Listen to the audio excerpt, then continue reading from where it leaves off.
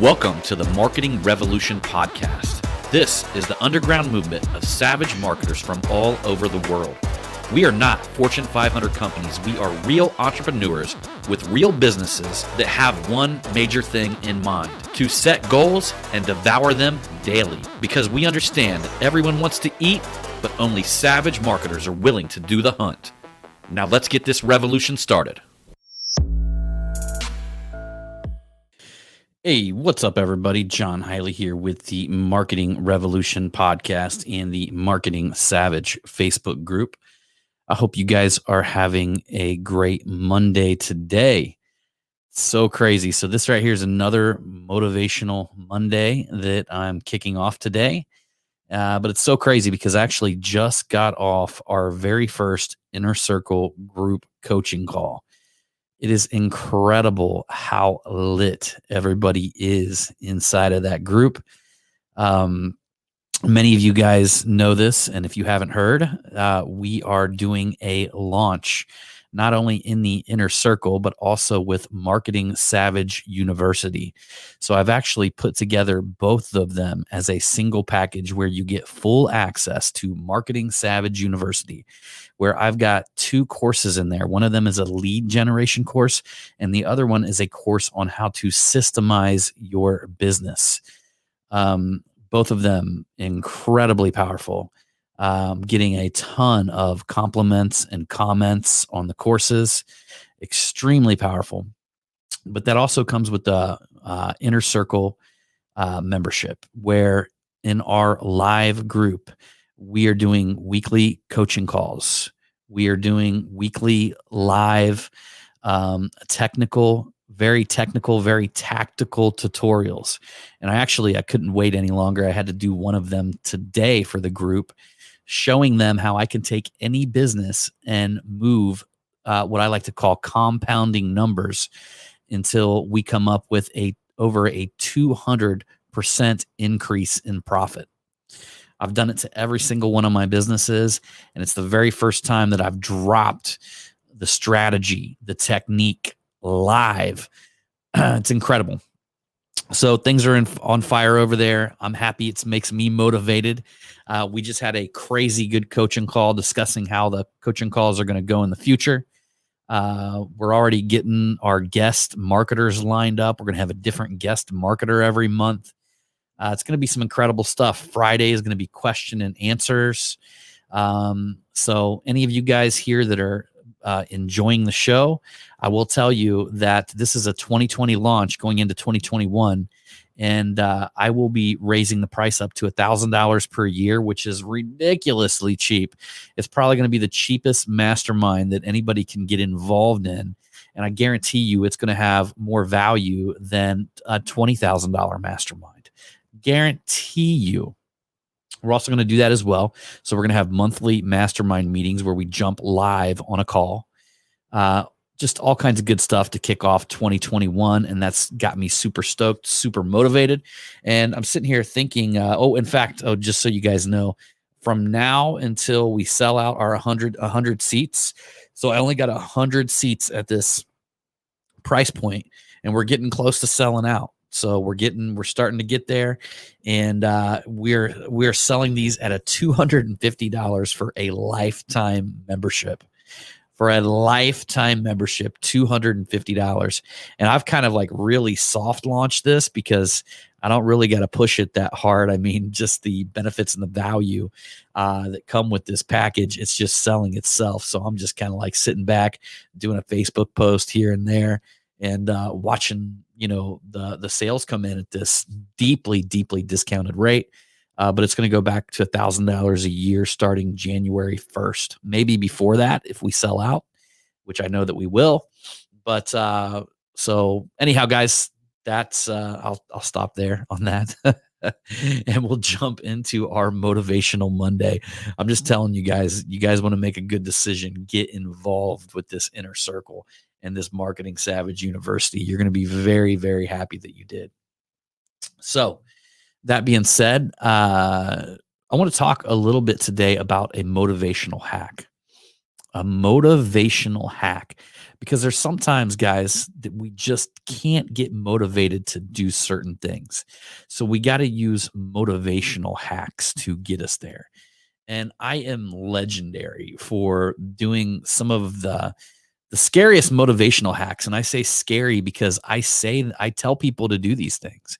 I tell people to do them, and they literally turn as white as a ghost. And there are very few people have followed me in my footsteps doing this. In fact, it was brutally hard for me to do some of these motivational hacks. So let me just start by human nature. One of the things you got to understand human nature if you want to do a motivational hack. As human beings, we're moved with two different emotions. Two different emotions will move us. And that will be we are either moving away from pain, emotional pain, or we're moving towards emotional pleasure. We could be moving away from physical pain as well, of course, or even physical pleasure. But in the emotional realm, where you get shit done, the emotional realm where you have to get fired up to accomplish things, to be motivated, to do this big thing that you know that you need to do, this thing that you've been putting off forever. To move in that emotional realm, you got to know how to trigger your emotions. And this is a hack. Okay. So we're either moving away from pain or we're moving towards pleasure. Them are the two emotional triggers that are going to move us either way. And both of them work.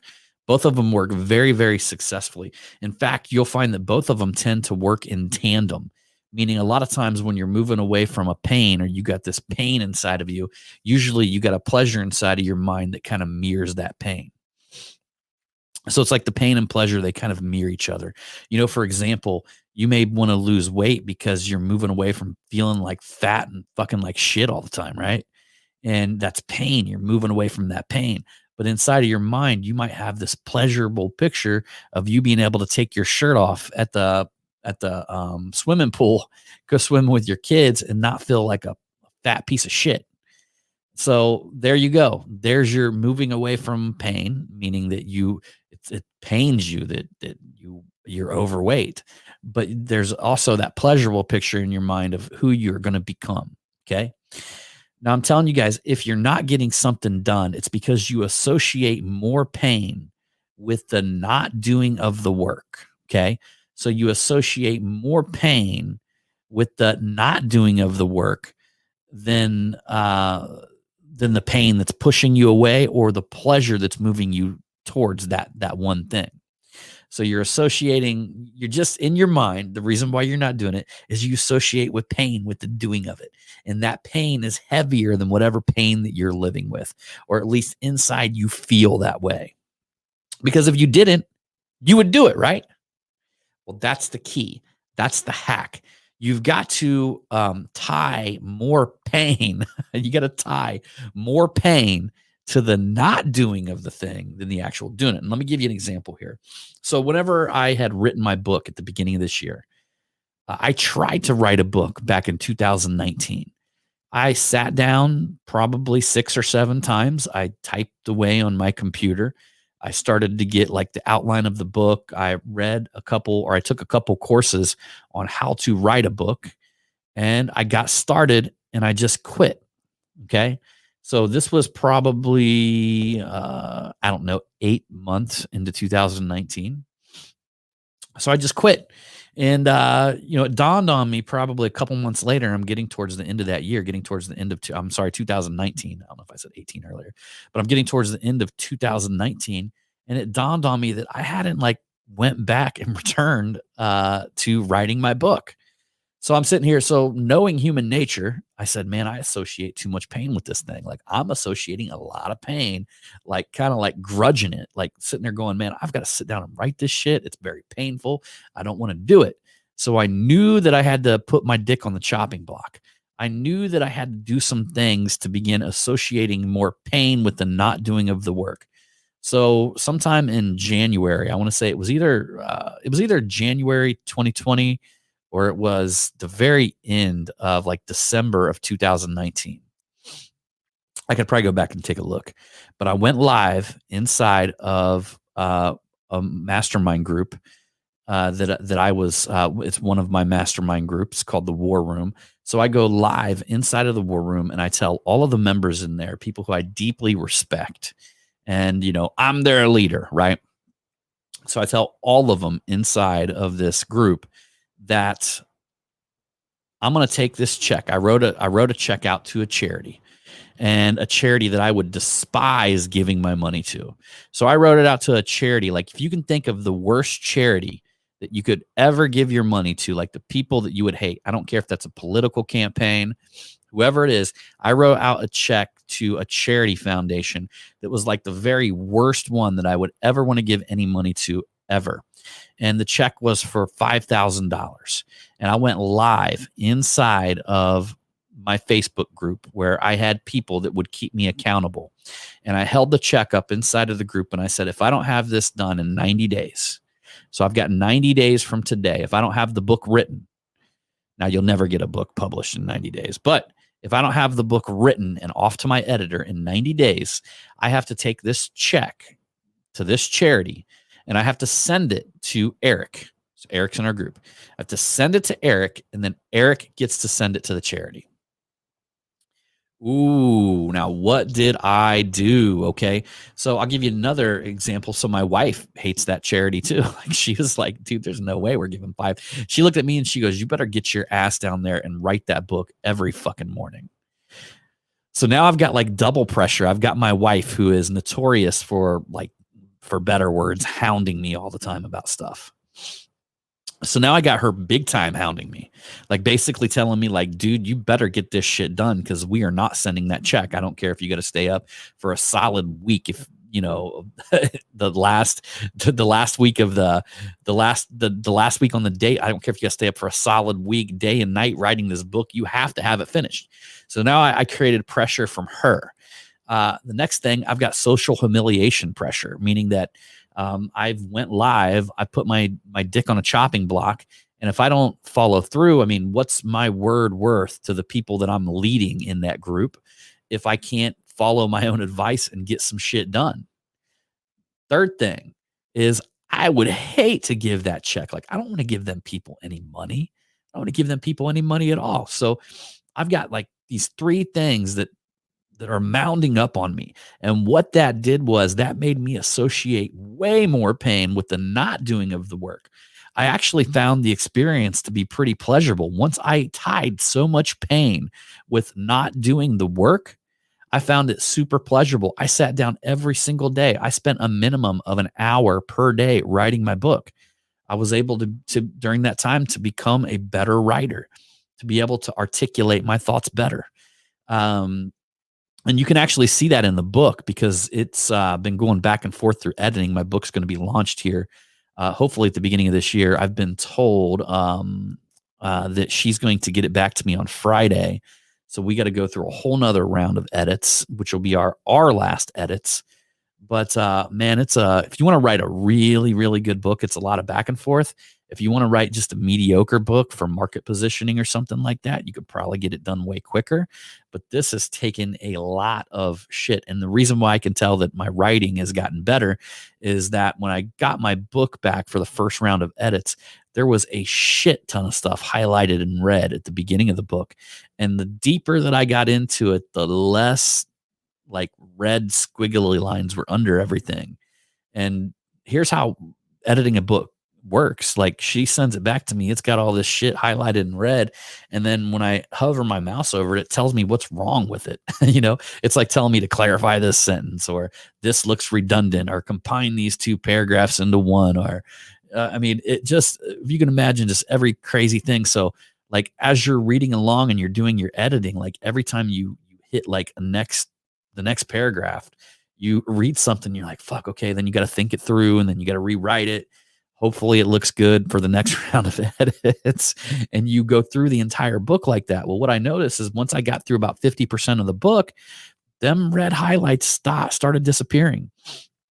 And I asked Catherine, many of you guys know, she was on here a few weeks back as a guest. I asked Catherine, I was like, so did you get lazy on me or did I get better? And she basically said, no, dude, you got in your flow towards the end of the book. And just another powerful thing. And that's one reason why, a lot of people will speak books into existence. And maybe I'll do that with my next book. It's interesting. I can just sit here and speak it into existence and go have it transcribed. But I really I'm very happy that I decided to go the traditional route in the first book and actually write it. This book is first book is very important to me. I mean, of course, any book would be important to you, but the very first book is just one of them things where I want to get right, just get it so fucking right. And I believe in my heart and my soul, in the depth of everything, that it's an amazing book. I believe it's a life changing book. I believe that it's one of the best books that's ever been written on marketing. And it's if I wouldn't have rewired my brain to associate more pain with the not doing of the work, I guarantee you I would not have done that book. I would not have written that book. So there's certain things in your life, guys, that you've got to understand, that you've got to start associating more pain with it. And you got to trust in yourself that you'll get it done, because I'm telling you, man, when you do that, when you actually go out and you put your dick on the chopping block like that, and you do something that crazy, you will get it done. You will. There's nothing that will stop you, because you just made a clear cut decision. You put your dick on the chopping block. You will get it done. Nothing will stop you. Most people worry about that they won't get it done, and they'll have to face the embarrassment and the horrible thing of like sending in the check and all this kind of stuff. But I'm telling you, if you believe in yourself at a certain level, you will get it done. And I've done that several times after that. So I've done that several times after that, getting my course set up. I did that, another $5,000 check. And then one of the dudes in my mastermind group matched my $5,000 check with his $5,000 check. And I'm like, dude, what'd you do that for, man? He's like, man, I don't make bad bets. He said, I don't make bad bets. My dude, Drew Lane. He's like, man, I believe in you, so I'm going to write a check too. And it's so funny, like 3 days before the check was due, like Drew has it on his desk. And I text him. I'm like, hey, dude, I just want to let you know that I got that done. He's like, whoa. Like within 10 seconds, he has a photo sent back to me with the check ripped up on his desk. So, I mean, and that even made the pressure even more, because I'm like, dude, if I don't like get this done now, I got to make Drew send in a check, and he hates the charity too. I use the same charity every time because there's only one that I can think of that I just really, really hate. And so Drew, now I'm even more conflicted, because now if I mess up, Drew's going to have to send his check in. So I had to get it done. I put myself in a position where you have to get it done. If you put yourself in the position where you have to do something, you will win. You will come out a champion. Guys, it's a powerful thing. It takes big fucking balls to do something like that. But guess what? You ever heard you ever heard no guts, no glory? Shit. That's what it's about, bro. No guts, no glory. So if there's something you really want to get done in life, don't waste another fucking moment waffling back and forth. I mean, that's a bullshit way to live. Get out there, put your dick on the chopping block, make some promises, write some checks, and be ready to cash them bitches too. Get some public humiliation going on. You combine all that stuff into a nice little cocktail of, holy shit, I've got to get this done or else it's going to suck really fucking bad. You will get it done. I promise you that. If you don't, man, you're fucking stupid. I hate to say that, man. But if you go through that length and you still can't get it done, man, dude, I don't know what to tell you. Like, you will. I promise you, you will, guys. So if you're listening to this podcast for any length of time, you know what's up. You know what's happening. I believe in you. I truly believe in you. And guys, I'm going to bounce out of here. This is like an 18-minute podcast. I'm only supposed to do them for like 10 minutes. So anyhow, y'all, I appreciate you, and I'll see you on the next one.